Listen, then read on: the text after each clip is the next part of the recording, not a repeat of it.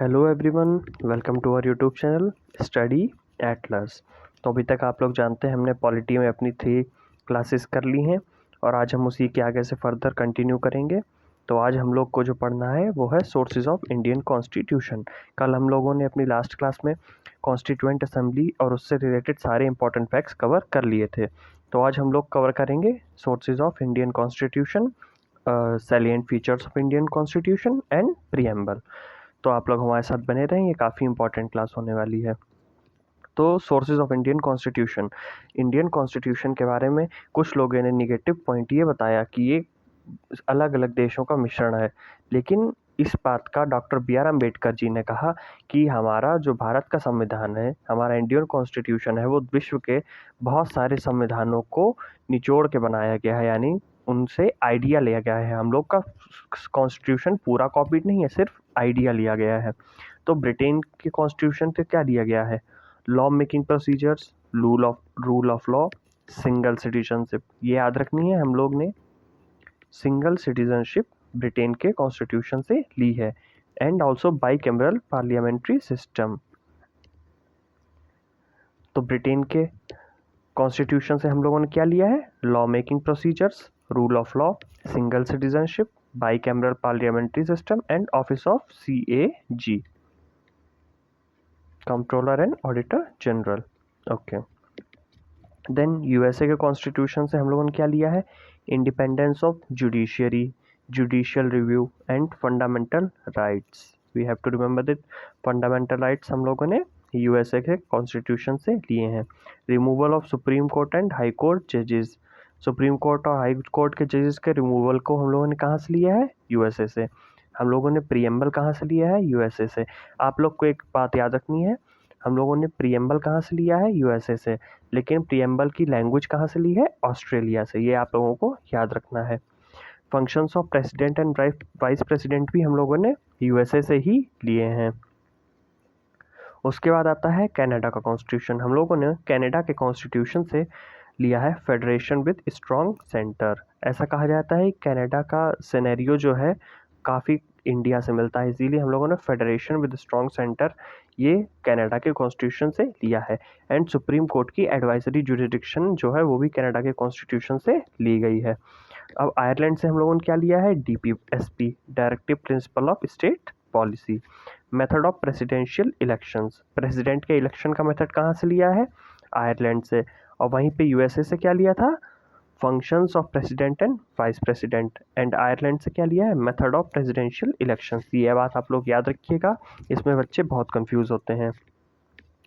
Nomination of members to Rajya Sabha by president, ये भी हम लोगों ने आयरलैंड के कॉन्स्टिट्यूशन से लिया है। तो आयरलैंड के कॉन्स्टिट्यूशन से क्या लिया है हम लोगों ने? एक बार फिर से देखते हैं। DPSP, प्रेसिडेंट के इलेक्शन का मेथड, और प्रेसिडेंट जो राज्यसभा में कुछ मेंबर्स नॉमिनेट करते हैं वो भी हम लोगों ने आयरलैंड के कॉन्स्टिट्यूशन से लिए हैं। अब हम लोगों ने वेमर कॉन्स्टिट्यूशन ऑफ जर्मनी से क्या लिया है? Provisions concerning suspension of fundamental rights during emergency. Emergency में जो फंडामेंटल राइट्स सस्पेंड होते हैं उससे रिलेटेड प्रोविजंस हम लोगों ने कहाँ से लिए हैं? वेमर कॉन्स्टिट्यूशन ऑफ जर्मनी, ये याद रखना है। देन ऑस्ट्रेलिया, ऑस्ट्रेलिया के कॉन्स्टिट्यूशन से क्या लिया है? Idea of concurrent list. Concurrent list हम लोग जानते हैं ऐसी लिस्ट होती है जिसपे सेंटर एंड स्टेट दोनों मिलके रूल्स बनाते हैं। Then trade and commerce provisions हम लोगों ने कहाँ से लिया है? ऑस्ट्रेलिया से। उसके बाद साउथ अफ्रीका से हम लोगों ने क्या लिया है? Amendment by 2/3 majority in parliament and election of members of Rajya Sabha on the basis of proportional representation. जो हम लोग 2/3 मेजोरिटी से स्पेशल अमेंडमेंट करते हैं वो हम लोगों ने कहाँ से लिया है? साउथ अफ्रीका से। ये आप लोग को याद रखना है। उसके बाद फ्रांस के कॉन्स्टिट्यूशन से क्या लिया है? Republican system and principles of liberty, equality and fraternity. Liberty, equality and fraternity के प्रिंसिपल्स हम लोगों ने फ्रांस से लिए हैं।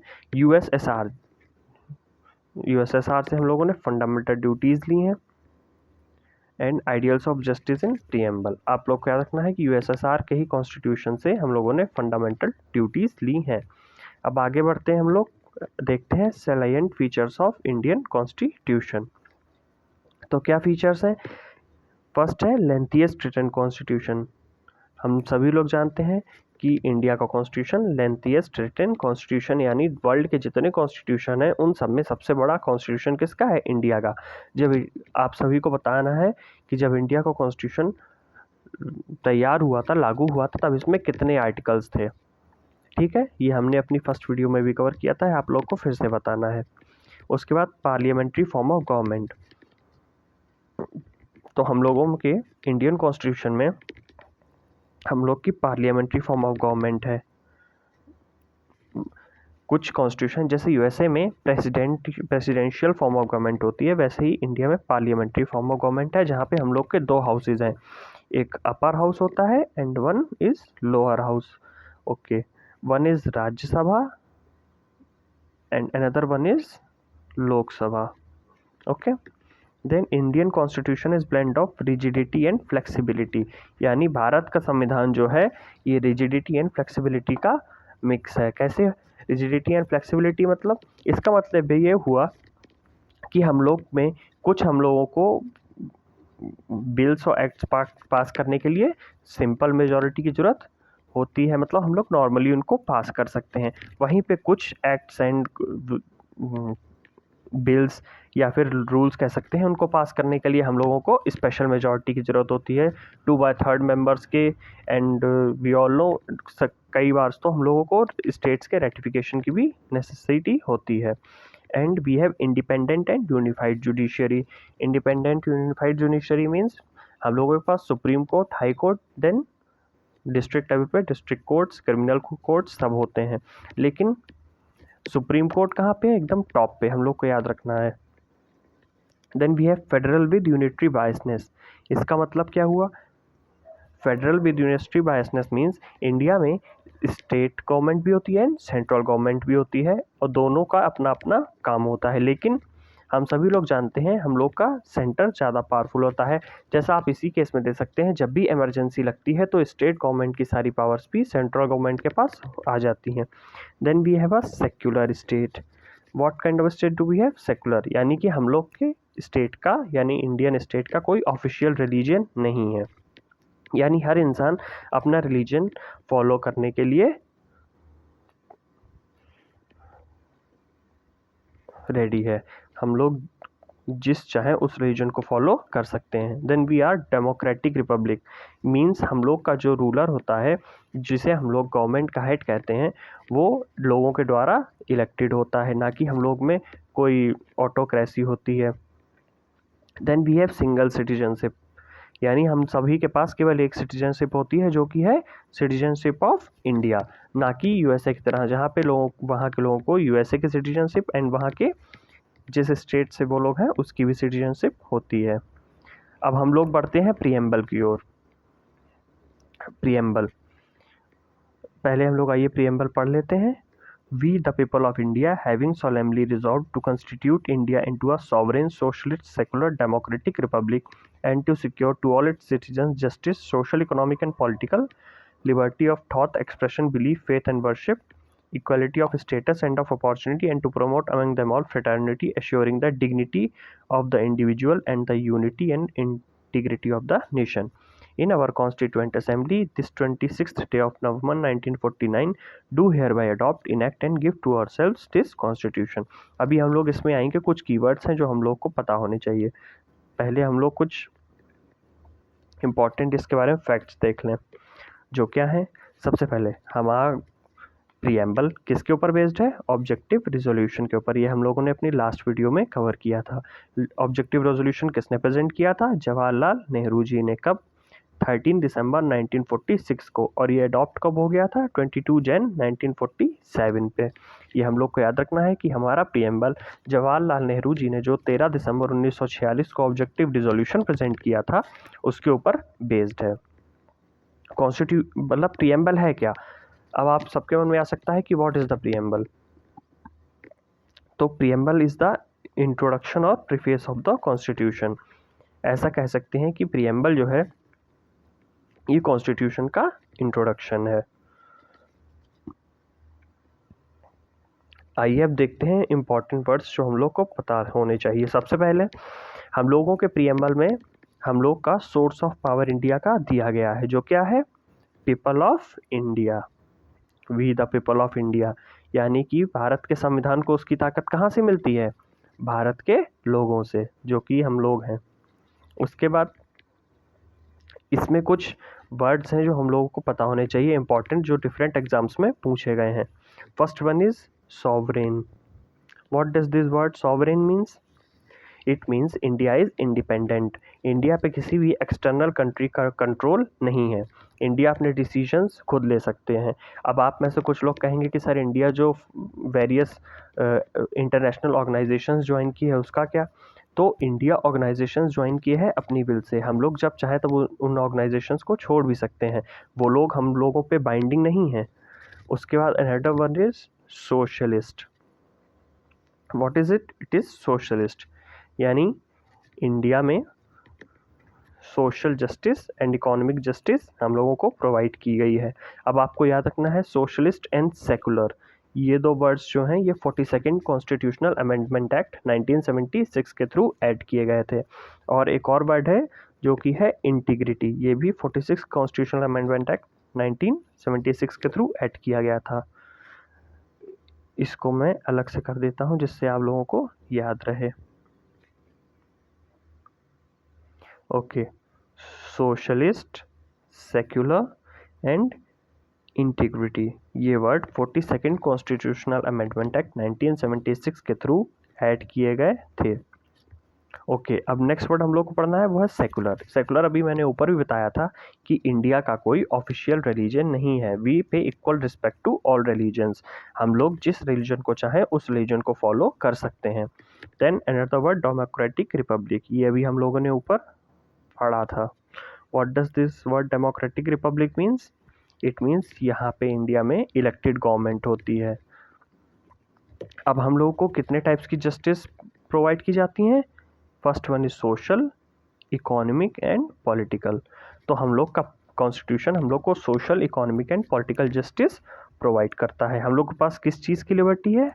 Thought, expression, belief, faith and worship, यानी हम लोग के पास अपने खुद के थॉट्स रखने की अपनी खुद की आवाज़ है।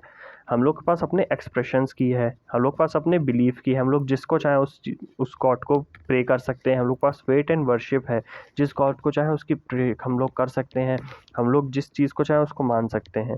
देन वी हैव इक्वलिटी, किस चीज़ का? स्टेटस एंड ऑफ अपॉर्चुनिटी, यानी कि सभी को स्टेटस एंड अपॉर्चुनिटी की बराबर इक्वलिटी है। हम लोग किसी के साथ भी डिफरेंशिएट नहीं कर सकते हैं किसी भी बेसिस पे। Fraternity assuring the dignity of the individual and unity and integrity. अब उसके बाद हम लोग का कॉन्स्टिट्यूशन कब अडॉप्ट हुआ, इसमें वो भी डेट लिखी है, 26th day of November 1949. When was our constitution adopted? 26th day of November 1949. Do hereby adopt, enact and give to ourselves this constitution. तो ये आई होप प्रीएम्बल आपको इजीली समझ में आ गया होगा। प्रीएम्बल से रिलेटेड जो भी इंपॉर्टेंट बातें थी वो हमने सारी इसमें कवर कर ली हैं। अब कुछ इंपॉर्टेंट चीज़ें जो हैं वो यस, क्या प्रीएम्बल को अमेंड किया जा सकता है? आप में से कुछ के मन में ये आ रहा होगा, जैसे हम लोग कॉन्स्टिट्यूशन को अमेंड कर सकते हैं, क्या प्रीएम्बल को अमेंड किया जा सकता है? तो इस बात को जानने के लिए हमें दो केसेस देखने पड़ेंगे। First one is Berubari union case 1960। इसमें सुप्रीम कोर्ट ने क्या कहा था कि प्रीएम्बल कॉन्स्टिट्यूशन का पार्ट नहीं है, उसे हम लोग अमेंड नहीं कर सकते हैं। कौन से केस में? Berubari union case 1960।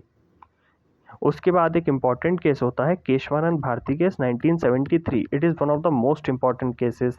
जब हम लोग आगे इम्पॉर्टेंट केसेस पढ़ेंगे उसमें ये सारे आपको एक्सप्लेन किए जाएंगे।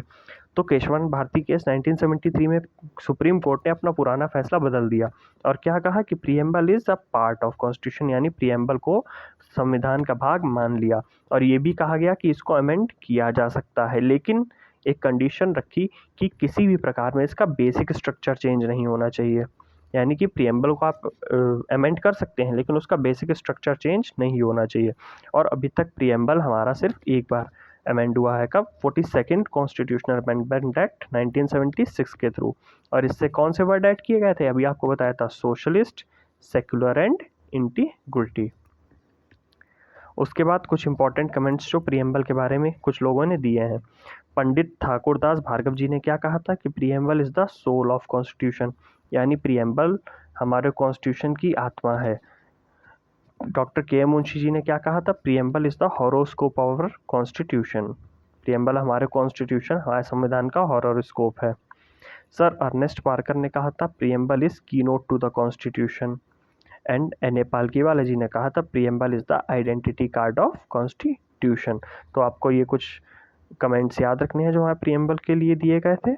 एंड इसी के साथ हमारा आज का लेक्चर कंप्लीट होता है। आई होप आप लोगों को ये पूरा समझ में आया होगा। एंड आगे हम लोग की नेक्स्ट वीडियो जो आएगी वो अब हम लोग स्टार्ट करेंगे उसमें आर्टिकल्स से। एंड प्लीज़ आप लोग हमें सपोर्ट करिए अगर आपको ये वीडियो किसी प्रकार से हेल्पफुल लगे। और नोट्स के लिए हम लोग आपको टेलीग्राम का लिंक डिस्क्रिप्शन में दे देंगे, उसे ज्वाइन कर सकते हैं। Thank you.